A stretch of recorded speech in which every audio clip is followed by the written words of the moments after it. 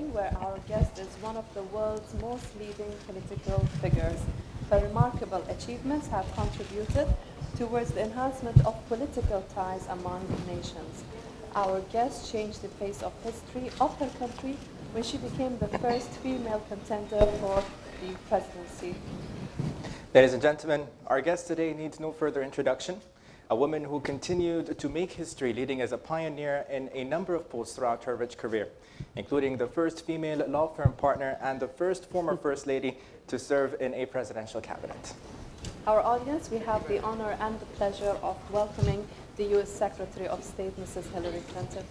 Madam Secretary, welcome to the Bahrain. It's an honor to have you here today. Thank you, and thank you for hosting this wonderful event. And thanks to all of you for being here at the museum for this discussion. I'm very much looking forward to it. I think that you may know this is my first trip to your country, but already I am feeling very much at home. So I hope we can have an open and very broad-ranging, comprehensive conversation this afternoon, and I'm looking forward to it. I'm sure we will. Madam Secretary, to start with, in the year 2009, marking the accession of His Majesty the King to the throne, your office issued a statement praising the reform process Bahrain has been going through. Do you believe Bahrain is going in the right direction and we stand in a good place?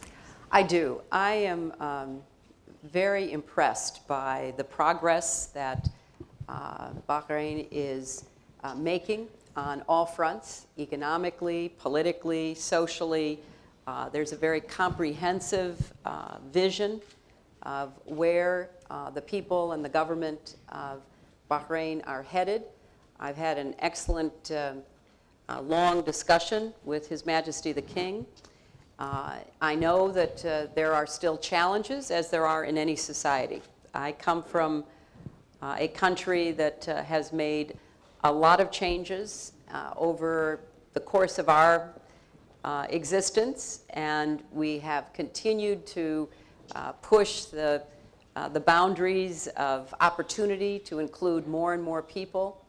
And I believe that the elections that you held 6 weeks ago with a very high participation of 67% was a really strong signal of the progress that is being made.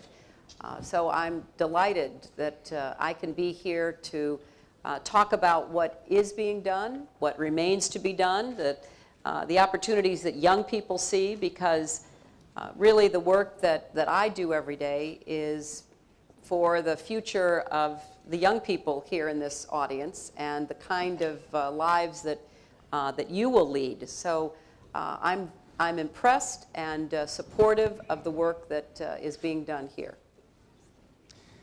Madam Secretary, it gives me great pride to first see you as a leading figure say these things about our kingdom. But when you compare Bahrain to the rest of the region, the recent parliamentary elections that we've had that have been praised by a number of worldwide figures, how do you see that as contributing? I know you touched upon the parliamentary elections a minute ago, but how do you see that as contributing to our democratization process here in the kingdom? Well, I think that the commitment to democracy is paramount, and I've heard that from a broad range of your leaders and your citizens. There seems to be a strong, broadly held commitment to democracy.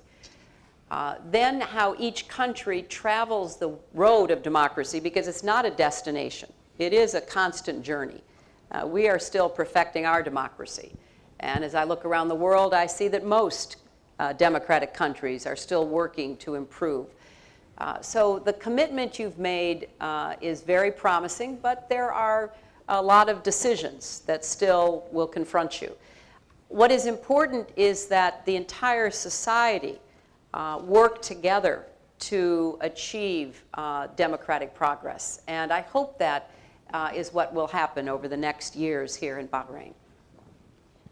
Maybe we can take a question from our audience, if you don't mind, Madam Secretary. I'd love to. I'm here. Ma'am. There I'm you here. are, back there. Yeah. Welcome again to Bahrain. How is Mr. Obama? How is the president? We heard that he had 12 stitches on his lips. Is he okay? Can he talk? He is in great shape. I have to say, the president is a really physically active man, and he works out every day and he plays basketball nearly once or twice a week.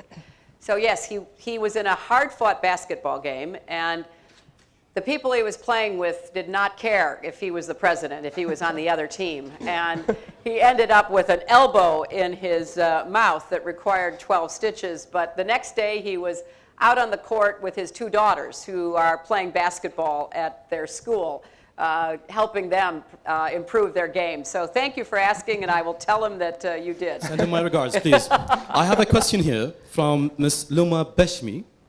Yes, Luma? Okay, stand up, please. Hi, Hi. how are you? I'm fine, thank you. It's very nice to see you here in Bahrain. Thank you.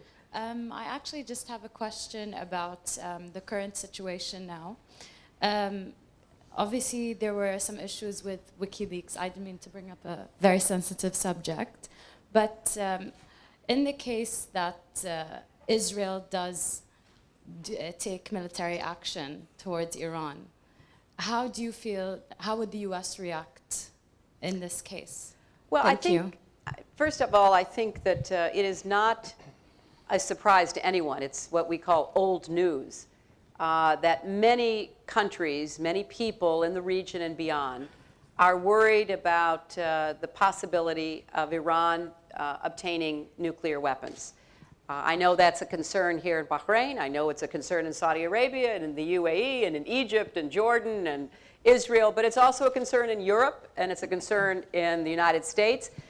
And it is such a concern that countries all over the world, including China and Russia, supported strong sanctions against Iran in the United Nations to try to send a strong signal from the entire international community that Iran needs to know it cannot violate international rules and obligations, and it is entitled, as every country is, to the peaceful use of civil nuclear power, but not to nuclear weapons.